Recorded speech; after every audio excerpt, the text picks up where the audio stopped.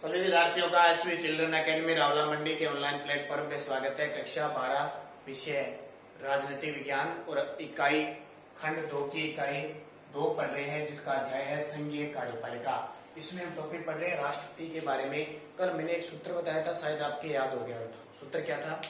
राष्ट्र मेरी पप्पू योग्यता शर्त शपथ महाभियोग। उसमें सारे अनुच्छेद है। अनुच्छेद 52 राष्ट्रपति का काम करता है, राष्ट्रपति क्या क्या काम करता है, वो सारी प्रक्रिया मैंने कल बताई थी। आज हम बात करते हैं राष्ट्रपति बनने के लिए योग्यता क्या होनी चाहिए। ठीक है, राष्ट्रपति बनने के लिए योग्यता ये भी पढ़ लिया। हम दोबारा पढ़ लेते हैं राष्ट्रपति बनने की योग्यता। कि राष्ट्रपति बनना है, उसकी योग्यता क्या है? बनने की योग्यता अनुच्छेद याद हो गया ना आपके? नंबर 1, भारत का नागरिक हो। भारत का नागरिक हो। कौन? सबसे पहले वो राष्ट्रपति का चुनाव कर सकता है जो भारत का नागरिक होना चाहिए। किसका? भारत का नागरिक। दूसरी इंपॉर्टेंट बात कि वह उसकी आयु न्यूनतम आयु 35 वर्ष हो। न्यूनतम आयु 35 वर्ष। न्यूनतम आयु 35 वर्ष का मतलब 35 पूरा हो सकता है या 35 से ज्यादा वाला ही चुनाव लड़ सकता है, 35 से नीचे वाला नहीं लड़ सकता। और तीसरी इंपॉर्टेंट बात याद रखनी है, लोकसभा का सदस्य बनने की योग्यता रखता हो। लोकसभा का सदस्य बनने की योग्यता रखता हो। बाकी पागल दिवालिया में, और 3 पॉइंट आपको जरूर याद रखनी है। इसके बाद आता है राष्ट्रपति का निर्वाचन। अब निर्वाचन कहता है, आपको पता है हमारा जो राष्ट्रपति है वो अप्रत्यक्ष रूप से जनता द्वारा चुना जाता है। निर्वाचन, इसकी निर्वाचन की प्रक्रिया है एकल संक्रमणीय आनुपातिक मतदान प्रणाली। ठीक है, एकल संक्रमणीय आनुपातिक मतदान प्रणाली है। और राष्ट्रपति का जो चुनाव होता है किस जनगणना के आधार पर होता है? तो जनगणना 1971 के आधार पर राष्ट्रपति का चुनाव होता है और 2026 तक ऐसे ही होते रहेंगे। ठीक है, 82वां संविधान संशोधन है ना जो आपका 84वां संविधान संशोधन। 84वां संविधान संशोधन हुआ था कब? 2001 में। 84वां संविधान संशोधन 2000। इसके आधार पर यह तय किया कि राष्ट्रपति का चुनाव 1971 की जनगणना के आधार पर ही होगा और 2026 तक ऐसे ही चला जाएगा, आगे कुछ करेंगे। अब बात आती है 1971 की जनगणना के आधार पर ही होता है। क्यों होता है? तो एक बात ध्यान रखना, 1971 में जो जनसंख्या थी उसी जनसंख्या के आधार पर सारे चुनाव होते हैं, ध्यान रखना। क्योंकि दक्षिण भारत और उत्तर भारत में जनसंख्या का अंतर था। उत्तर भारत में ज्यादा जनसंख्या बढ़ रही थी और दक्षिण भारत में कम बढ़ रही थी। तो चुनाव जो होते थे, सीटें जो निर्धारित होती थी वो जनसंख्या के आधार पर। अब दक्षिण भारत वालों ने कहा जी हम तो, हमारी तो जनसंख्या कम है और उत्तर भारत में जनसंख्या ज्यादा है, तो हमारे पास तो कोई मंत्री बनेगा, न हमारे पास पद आएगा। तो 84वां संविधान संशोधन हुआ, उन्होंने फिक्स कर दिया कि जो हमारे चुनाव होंगे वो किसके आधार पर होंगे? 1971 की। 1971 में कितनी जनसंख्या। अब बात आती है कि राष्ट्रपति का चुनाव एकल संक्रमणीय अनुपात में होता है। ये होता क्या होता है? अब आपको बताया कि पूरे भारत में विधायक तो बहुत विधायक है ना, मेरे विधानसभा के सदस्य बहुत है। 28 राज्यों में विधानसभा है, 2 केंद्र शासित प्रदेशों में विधानसभा है। जैसे हमारे राजस्थान अकेले में 200 विधायक है, उत्तर प्रदेश में 403 विधायक है, कहीं 200 है, कहीं 81 है, कहीं 90, तो बहुत हो जाते हैं। अब इनका मत मूल्य कैसे ज्ञात किया जाता है? तो ध्यान रखना, वोट डालने के लिए हर, मान लो एक हमारा विधायक है, हमारा विधायक मान के चलो लगभग 2 लाख की जनसंख्या पे एक है। जैसे हमारा विधायक अनूपगढ़ है ना, संतोष बावरी हमारे विधायक है, वो लगभग 2-3 लाख जनसंख्या पे, मान के चलो 2 लाख के आसपास है। तो अब 2 लाखों का प्रतिनिधित्व कैसे करेंगे? ऐसे क्या पता चलेगा कि इनका मत मूल्य कितना है? कोई 5 लाख पे है, कोई 2 लाख पे, 4 लाख पे। तो इसलिए यहाँ पे क्या किया गया है कि सदस्यों का विधायक मत मूल्य निकाला जाता है। एक वोट का मत मूल्य मतलब एक वोट के पीछे कितने लोग हैं।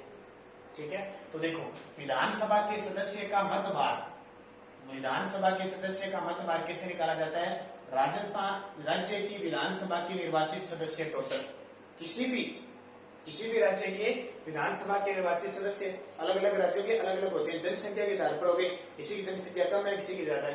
तो राज्य विधानसभा के निर्वाचित सदस्य बटे राज्य की कुल जनसंख्या, राज्य की कुल जनसंख्या भाग किसका करना है 1000 का। ये राज्य की कुल जनसंख्या भाग कितना करना है 1000।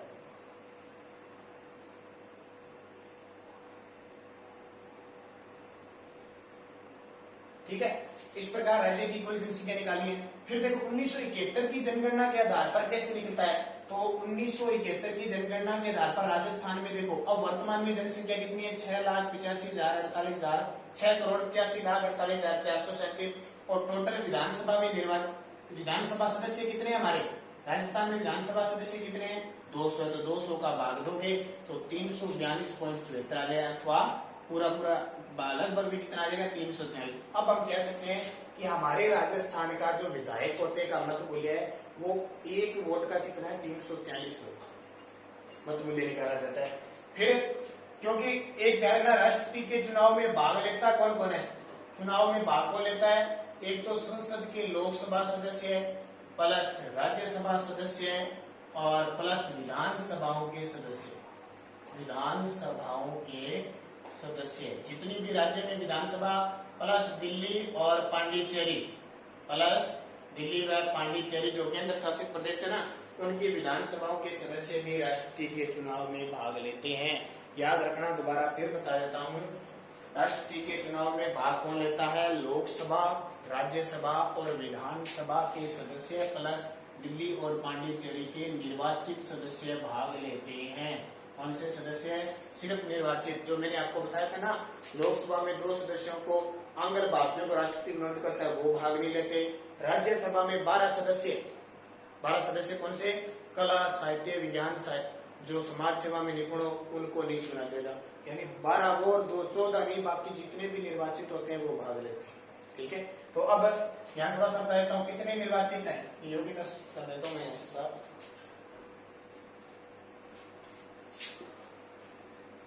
देखो कितने लोग भाग लेंगे लोकसभा में निर्वाचित सदस्य कितने हो गए टोटल निर्वाचन कितने पर हो रहा है 545 तो लोकसभा में कितने हो जाएंगे 543 -2 कौन से करेंगे जो मनोनीत किए जाते हैं।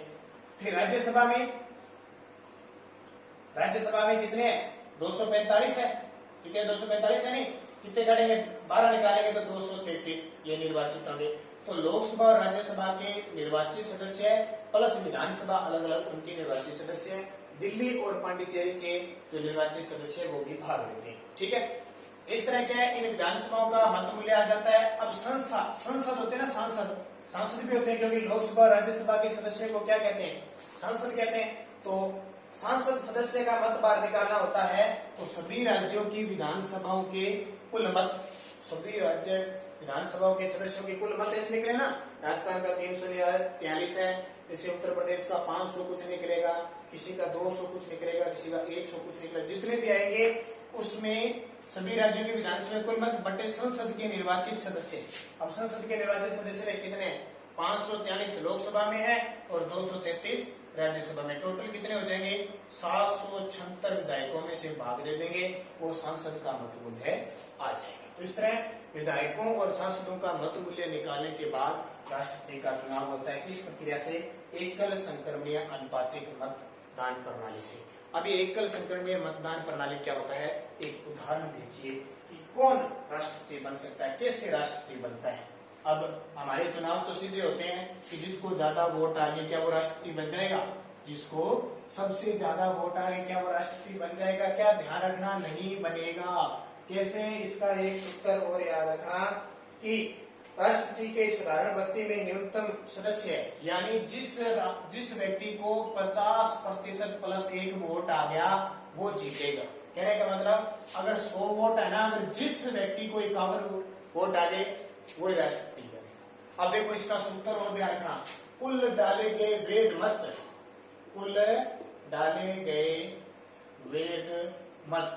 मत का मतलब होता है बहुत सारे वोट खारिज भी हो जाते हैं। कई बार सुना है ना वोट खारिज हो गया यानी नष्ट भी हो जाता है खराब भी हो जाता है कईयों को पता नहीं होता ढंग से नहीं डालते तो बच गए। कई बार लगभग जैसे 100 वोट डाले उसमें 2 या 3 ऐसे वोट होते हैं जो खारिज हो जाते हैं। तो कुल डाले गए वेद मत कितने हैं वेद मत पत्रों की संख्या बटा निर्वाचित किए जाने वाले सदस्यों की संख्या निर्वाचित किए जाने वाले सदस्यों की संख्या +1 और यहाँ +1, ठीक है। अब कुल डाले गए वैध मतों की संख्या, मान लो 100 वोट गिरे और 100 में से वैध हुए 95, अंदाजा मान लिया आपने, ठीक है। निर्वाचित किए जाने वाले सदस्य मान लो 4 लोग थे, खड़े हुए थे, ये राष्ट्रीय चुनाव में कितने लोग खड़े हुए थे? 4, प्लस क्या कर दोगे? 1 + 1, अब भाग कर दो, 95/4 और 1 5 + 1 19 5 95, 19 और 1 20, जिसको 20 वोट आ गए वो क्या हो जाएगा? विजेता हो जाएगा। अब ये आप सोचोगे कि सर आपने तो 50% +1 का, लेकिन ये सूत्र में लोग कितने खड़े हुए हैं? 4 खड़े हुए।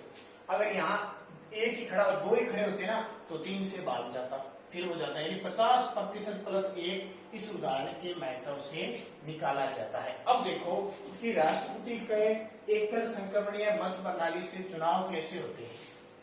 आपकी किताब में एक उदाहरण दे रखा है, वही उदाहरण दे देता हूं मैं। मान लो 4 लोग खड़े हो गए, कै, ख, ग और घ, 4 जने राष्ट्रपति का चुनाव लड़ रहे हैं, ठीक है। अब हमें पता नहीं जीतेगा कौन, जिसको 50% +1 वोट आ गया वो जीत जाएगा। अब वो जीतेगा कैसे, देखो। अब देखो वो सूत्र देखो काम है। मान लो टोटल वोटिंग कितनी है? 1,40,000 वोट गिरेंगे, कितने? 1,40,000। अब सूत्र से पहले देखो 1,40,000 सूत्र बताया था ना, वेद मत इतने हो गए और 4 लोग हो गए, 4 + 1 और +1, ये सूत्र हो गया वही 1,40,000 बटे 5, इसका कितना हो जाएगा? आधा,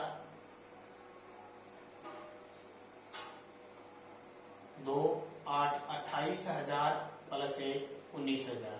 अब यहाँ इतने होंगे, लेकिन हमें वोट कितने चाहिए? 70,000 + 1, यानी हमें 70,001 वोट चाहिए, वो चारों में से जीत जाएगा। अब देखो आपकी जैसे बुक में दे रखा है, चुनाव होते एकल संक्रमणीय आनुपातिक। देखो एकल संक्रमण का मतलब एक व्यक्ति एक इसको वोट डाले आएगा तो एक ही वोट डालेगा।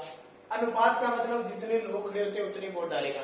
मान लो एक सांसद आया, उसकी पहली चॉइस ये थी, दूसरी चॉइस ये थी, तीसरी ये थी, चौथी, 4 वोट डालेगा। एक व्यक्ति को एक 4 वोट डालेगा, अनुपात में डालेगा। मान लो अब अपने जाते हैं, अब 4 व्यक्ति खड़े होते हैं, हमारे चारों तो हमें अच्छे नहीं लगते ना, हमें तो पहले हम कहेंगे कि ये बंदा अच्छा है, फिर दूसरे कहेंगे इससे थोड़ा सा ये कम है, ये इससे अच्छा नहीं है, 2 नंबर उसकी चॉइस है, ये सबसे अच्छा है, ये उससे कुछ ठीक है, ये कोई उससे ठीक है, इसलिए ऐसे 4 वोट डालने हैं, ठीक है। तो ऐसे चॉइस करते करते पहली चॉइस के अंदर क्या हुए, तय को 5,000 वोट मिले 1,40,000 में से। फिर जैसे 30,000 वोट मिले, तय को कितने मिले? 30,000, किताब के अनुसार आपको बता रहा हूं। इसको 20,000 वोट मिले, इसको 40,000 वोट मिले और इसको 50,000 वोट। कितने चाहिए? 70,001, जिसको आगे वो राष्ट्रपति बन जाएगा। क्या किसी को आ रहे? नहीं आ रहे। अब इसमें क्या होता है, देखो प्रथम चरण पूरा हो गया।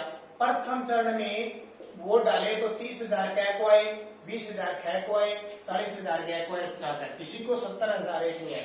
वैसे तो देखो जिसको सबसे ज्यादा वोट आए वो जीत जाता है, लेकिन राष्ट्रपति में एकल संक्रमणीय आनुपातिक मत प्रणाली लगती है, इसी को कहते हैं, जो कि जिसको 50% +1 वोट आ गया वो जीतेगा।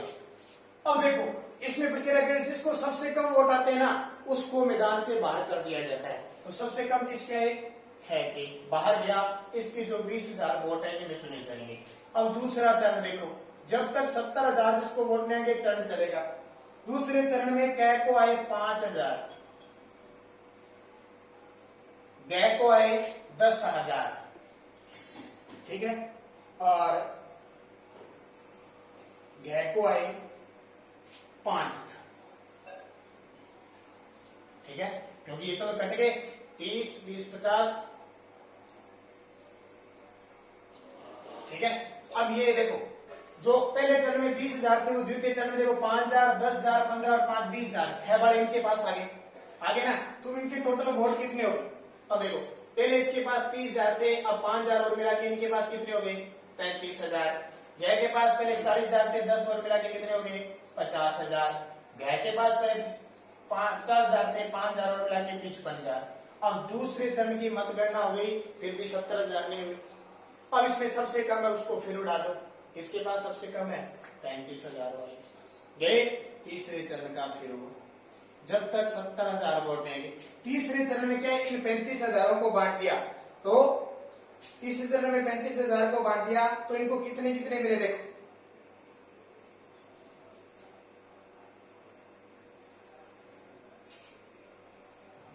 अब इनको वोट दे दिए, मान लो गै को आगे 19,050 बांट दिए इसमें से, और बाकी किसको दे दिए 50। ये जो बच गया ना गै 19,050 और बाकी कितने बचते हैं 35,000 वाले करने हैं, इसमें 15,950।